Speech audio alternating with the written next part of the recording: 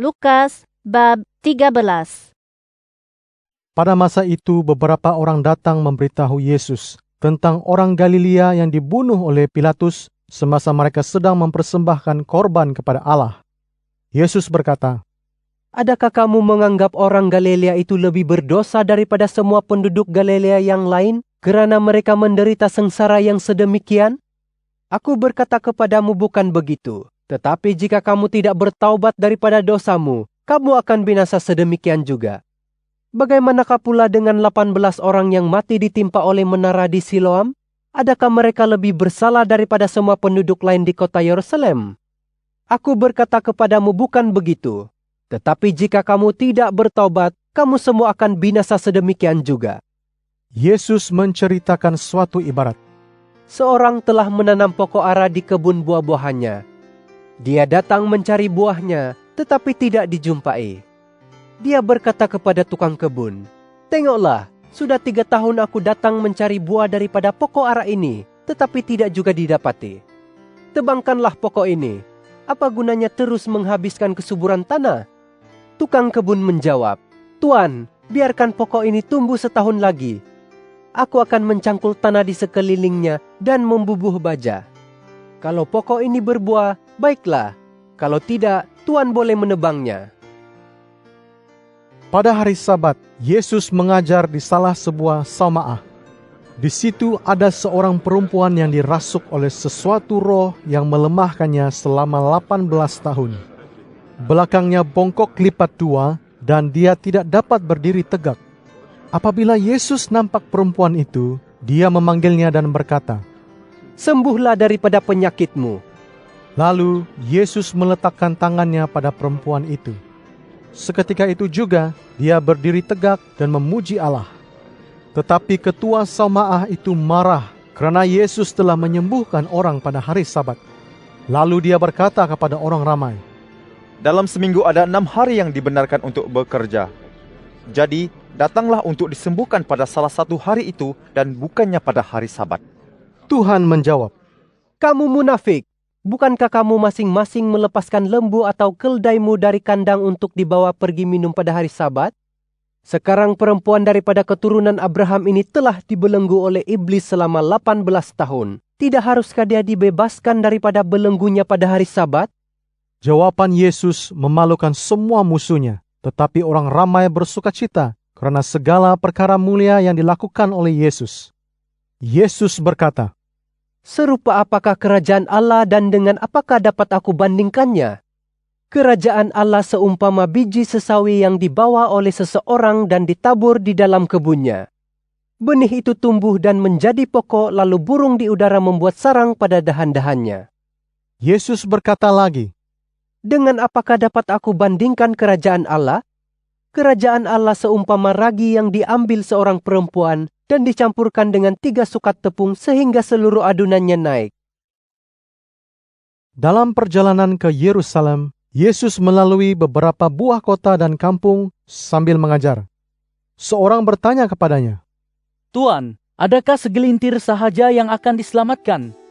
Yesus menjawab, "Berusahalah untuk memasuki pintu yang sempit.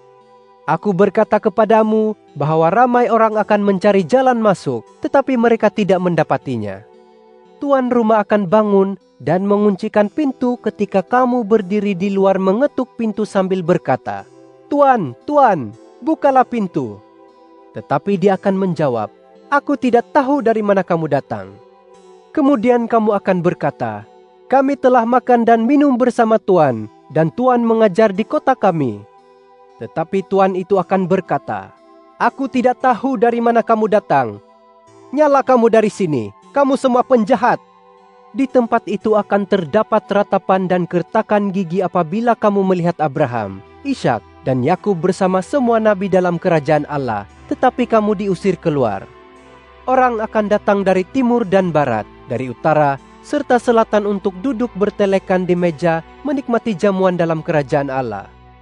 Sesungguhnya, ada orang yang terakhir akan menjadi yang terdahulu, dan ada orang yang terdahulu akan menjadi yang terakhir." Pada masa itu, beberapa orang Farisi datang kepada Yesus dan berkata, "Pergilah dari sini ke tempat yang lain." Herodes hendak membunuhmu. Yesus menjawab, Pergilah beritahu si musang, pada hari ini dan esok aku menghalau roh-roh iblis serta menyembuhkan orang, tetapi pada hari ketiga aku akan menyelesaikan tugasku. Namun demikian, aku harus meneruskan perjalanan pada hari ini, esok dan lusa. Seorang nabi tidak dibunuh di tempat lain kecuali di Yerusalem. Yerusalem, Yerusalem, kamu membunuh nabi dan merejam utusan Allah. Sudah berapa kali aku ingin mengumpul anak-anakmu seperti seekor ibu ayam mengumpul anak-anaknya di bawah sayapnya, tetapi kamu tidak mahu. Sekarang rumahmu akan ditinggalkan sama sekali. Aku berkata kepadamu, kamu tidak akan melihat aku sehingga kamu berkata, diberkatilah dia yang datang dengan nama Tuhan. Lukas bab 14. pada hari Sabat, Yesus pergi makan di rumah seorang Farisi yang terkemuka. Orang terus memerhatikan Yesus dengan teliti. Dan di situ, seorang lelaki yang sakit busung berada di hadapan Yesus. Kemudian, Yesus bertanya kepada ahli-ahli Taurat dan orang Farisi, Adakah Taurat membenarkan orang disembuhkan pada hari Sabat atau tidak? tetapi mereka diam sahaja. Lalu Yesus memanggil orang itu dan menyembuhkannya serta menyuruhnya pulang. Kemudian Yesus berkata kepada mereka, Jika anakmu atau keldaimu jatuh ke dalam perigi pada hari Sabat, siapakah antara kamu yang tidak menariknya keluar dengan serta-merta? mereka tidak dapat memberikan jawaban tentang perkara itu. Ketika Yesus melihat bagaimana tetamu memilih tempat duduk yang terbaik dalam jamuan itu, dia mengatakan suatu ibarat kepada mereka. Apabila kamu dijemput orang ke majelis perkawinan, janganlah duduk di tempat yang terbaik. Mungkin seorang yang lebih penting daripada kamu telah dijemput. Dan tuan rumah akan datang dan berkata kepadamu, berikanlah tempatmu kepada orang ini. Lalu dengan malu sahaja kamu berpindah ke tempat yang paling belakang. Oleh itu, apabila kamu dijemput orang, pergilah duduk di tempat yang paling belakang, supaya tuan rumah datang dan berkata kepadamu, kawan, silakanlah ke tempat yang lebih baik. Dengan itu, kamu mendapat penghormatan di hadapan semua orang jemputan itu. Sesiapa yang meninggikan diri akan direndahkan, dan yang merendahkan diri akan ditinggikan.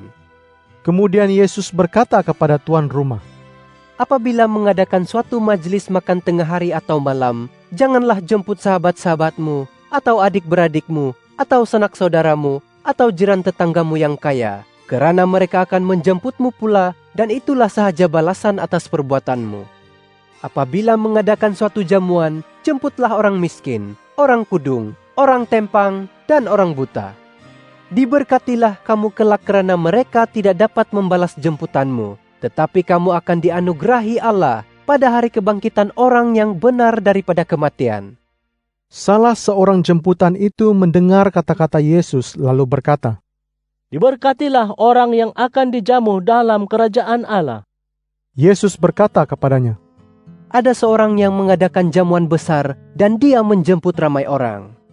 Apabila tiba masanya, dia menyuruh hambanya pergi memberitahu para jemputannya, silakanlah, kerana semuanya siap sedia. Tetapi masing-masing mula berdalih. Yang pertama berkata, Aku telah membeli sebuah ladang dan aku harus pergi ke sana. Aku minta maaf. Seorang yang lain berkata, Aku telah membeli 5 pasang lembu dan harus pergi mencuba lembu-lembu itu. Aku minta maaf.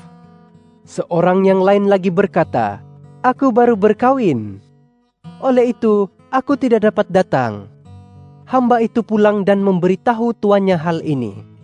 Tuan rumah itu sangat marah dan menyuruh hambanya, Pergilah dengan segera ke jalan-jalan dan lorong-lorong kota, dan bawalah orang miskin, orang kudung, orang buta, dan orang tempang kemari. Hamba itu berkata, Tuan, apa yang Tuan suruh telah dilakukan, tetapi masih ada tempat lagi. Tuan rumah berkata kepada hambanya, Pergilah ke jalan-jalan raya dan lorong-lorong di luar kota, serta suruh orang datang supaya rumahku penuh. Aku berkata kepadamu bahwa tiada seorang pun antara mereka yang telah dijemput itu akan menikmati jamuanku ini. Orang ramai sedang mengiringi Yesus apabila dia berpaling dan berkata kepada mereka, Jika seseorang datang kepadaku dan dia lebih mengasihi ibu bapanya, istrinya, anak-anaknya, adik-beradiknya dan nyawanya, dia tidak boleh menjadi muridku.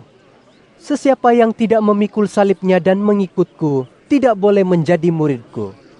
Jika seseorang antara kamu ingin membina sebuah menara, dia akan terlebih dahulu duduk dan menganggarkan perbelanjaannya untuk memastikan sama ada dia mempunyai uang yang cukup untuk menyiapkan pembinaan itu. Jika dia sudah meletakkan asas menara itu, tetapi tidak dapat menyiapkan pembinaannya, semua orang yang melihat hal itu akan mengejeknya. Orang ini telah memulakan pembinaan itu, tetapi tidak dapat pula menyiapkannya. Jika seorang raja yang mempunyai 10.000 orang askar hendak keluar berperang dengan raja lain yang membawa 20.000 orang askar untuk menyerangnya, dia akan mempertimbangkan dahulu sama ada dia cukup kuat untuk menentang raja tersebut. Kalau dia tidak dapat berbuat demikian, dia akan memerintah utusan-utusannya untuk bertanyakan syarat-syarat perdamaian semasa musuhnya masih jauh lagi. Begitu juga sesiapa antara kamu yang tidak meninggalkan segala miliknya, tidak boleh menjadi muridku. Garam itu baik, tetapi jika menjadi tawar, bagaimanakah garam itu dapat dimasinkan semula? Garam itu tidak berguna untuk menyuburkan tanah atau dijadikan baja kecuali dibuang sahaja.